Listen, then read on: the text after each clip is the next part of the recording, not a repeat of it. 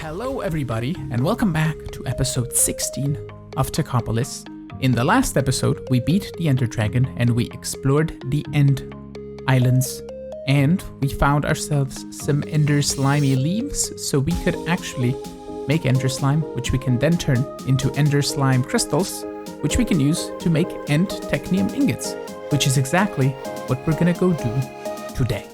I have in between episodes set up this slime tree, and it has been running for a while now, and we have 4,000 something slime balls over here, so we have a bit of a head start to making the Ender Slime crystals. And I also designed this room. I think it looks okay. It's not the best. I probably should have gone higher with the ceiling, but I didn't, so the trees look kind of wonky, but we're not gonna talk about it. It's good. Also, one thing that I really noticed is we need Molten Enderium, right? Which you can see we're making Enderium ingots right over here.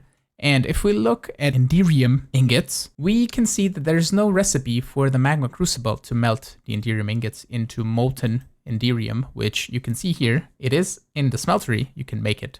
I don't know why there isn't a recipe for the magma crucible. I posted on Ben Law, the mod author's Discord, if it's intentional not to have this, but you can use a melter to make Molten Enderium, so why can't I melt it in the magma crucible?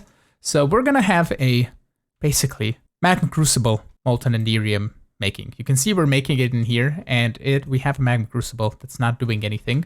In the back here, I have basically hidden a melter. We have just a logistical transporter transporting Enderium ingots into here, which is melting, and then the fluid cell has an auto input, if we can get inside, on the back here, and it's just pulling it into this, and it's gonna pull until it has 256 millibuckets inside, and it should be good. We have Molten Enderium now, which we can now grab a bucket of and start exporting it up top into our resource combiner. I have also designed a quick ceiling here in our Technium room, and I've also started setting up the End Technium with all of the applied energistics wiring and everything. So we're gonna fluid export Molten Enderium into here, which should be probably very slow, but this is gonna be slow to craft anyway, so I think it should be keeping up, at least I hope it will. But we'll see once we start crafting actual Technium ingots. But for the moment, we have Nether Technium plates automated, we have Infused Ender ingots automated, and Draconium ingots automated. And we still need Myelite, Chorus Fruit, and Ender Slime crystals. I think over here, next to the Infused Ender ingot automation, is a perfect spot for our Ender Slime crystal automation, so I decided to just set it up for 2,000 Ender Slime crystals. It's just a redstone furnace cooking the Ender Slime balls. And we can now add those to the export over there on top. Here we're gonna add it to the export bus that is exporting into the drawer controller, and we can add the slime crystal right over here, and it should be heading in here directly, so that is pretty cool.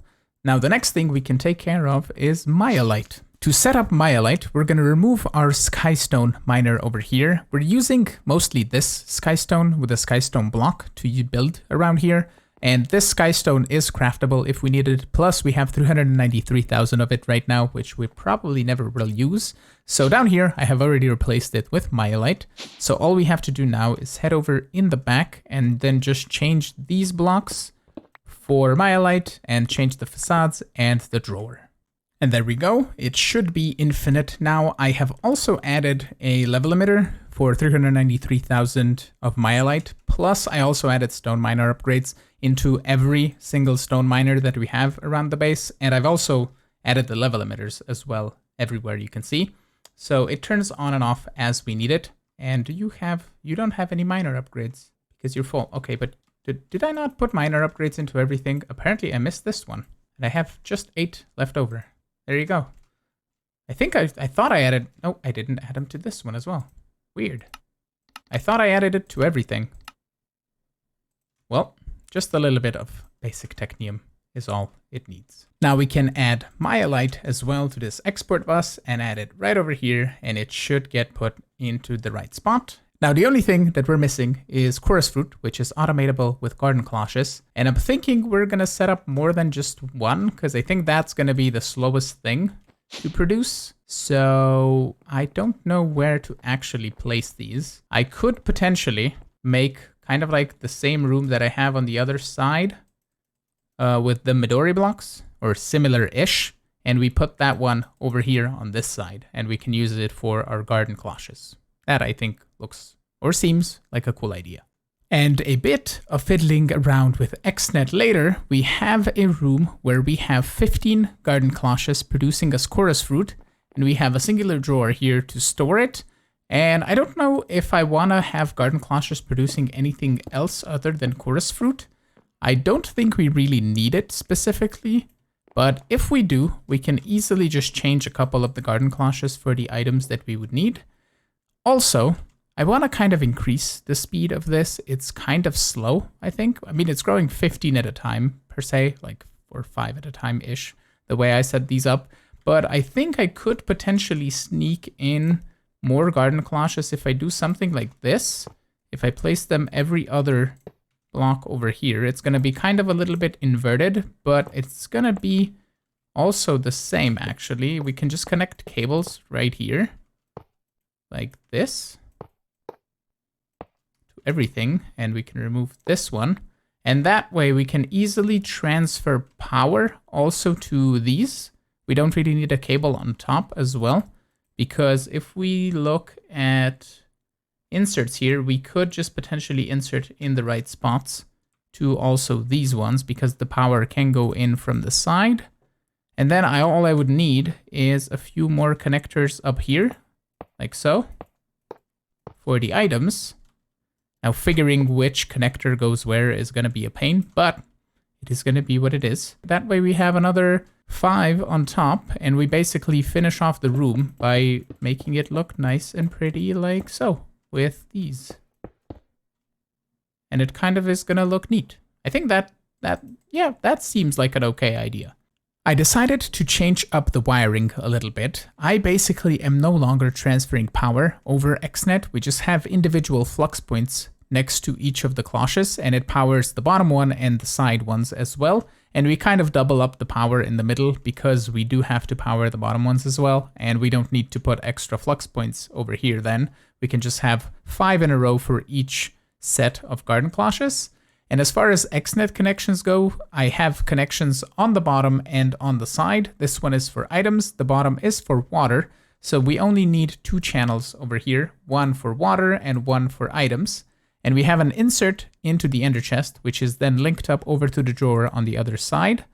And we just extract out of every side that isn't a downside, because the downside is where the water comes in. And then we insert for the water on everything that is a downside, and we extract out of the tank. I think that's easy enough to understand. I cleaned up everything with facades and also installed a ceiling, and we have a bit of a bug thing going over here. If I break this, you can see it's a facade, right? And it's showing the blue network cable, which is the cable behind this. But the connector here is connected because this cloche is getting water, and it's not showing up in the world exactly, because if I try to shift right click, it covers the cable in the back. And if I do this, for example, over here, I can shift right click on the connector, and that's super weird.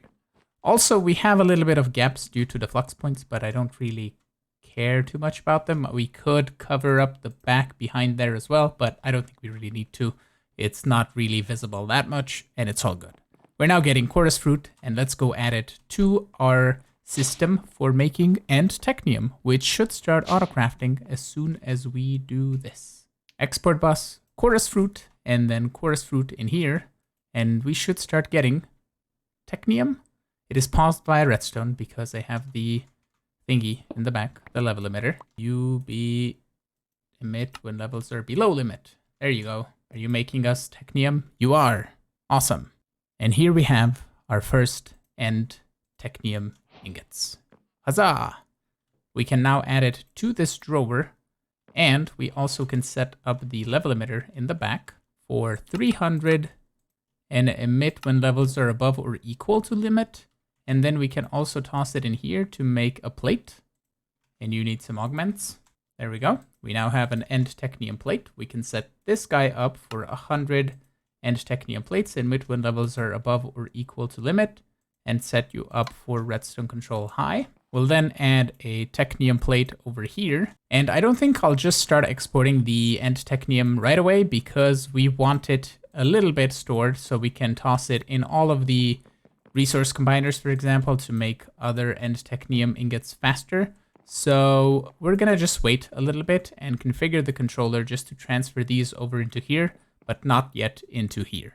And to complete off the challenge tier, we basically need to make a solar panel spirited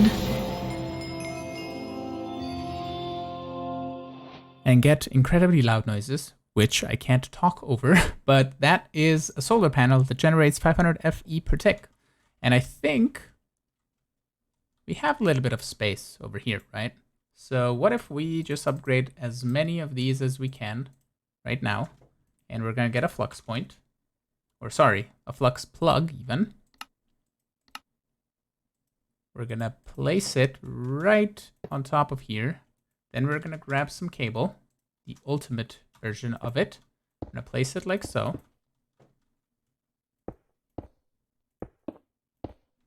And then we shall add our solar panels. And these should produce power. If we add this, yep, the cables are getting power. They're producing 500 RF per tick each. And this flux plug, we can put priority like 10 on this. So it starts draining here first from the solars and then the generators down below last, basically. Or we could keep these as a last resort, I guess. That could also be a thing. And slowly but surely, we can upgrade all that we have in the system. Yeah, that's the last one. We just need one more end Technium, which we have. There we go. I think I have 9. Yep, these are still the solar panels that I've been given in the beginning of the pack. So these are gonna now produce 4,500 FE per tick to the base. And surely do we need the power, because this end Technium generation is draining 12,000 FE per tick. Every time this guy is running, it's draining also here, I think like 4,000, and all the other ones drain quite a bit. Yeah, 5,000 over here, and then 2,000 over here, 600 over here, and then it's gonna be less and less, like 800 over here, and 300 over here. But yeah, it's quite a bit of power, and that's only just running these machines. It's not talking about the machine that's making the netherite ingot, the manual ingot, the capacitance, the crystal, the shroom lights. All of the other machines are requiring power. So this is putting quite a bit of stress on the base, and it's giving me a few frames, but we can now easily cover this up and call it complete. Well, the one thing that we also need to add is an export for end Technium to here. So this guy can start producing us the end Technium plates. And I thought I configured the level emitter in the back, but apparently I didn't. Ah, I did. I just did set emit when levels are below limit. That's the one setting that you should be at. And that way this is gonna make 100 plates.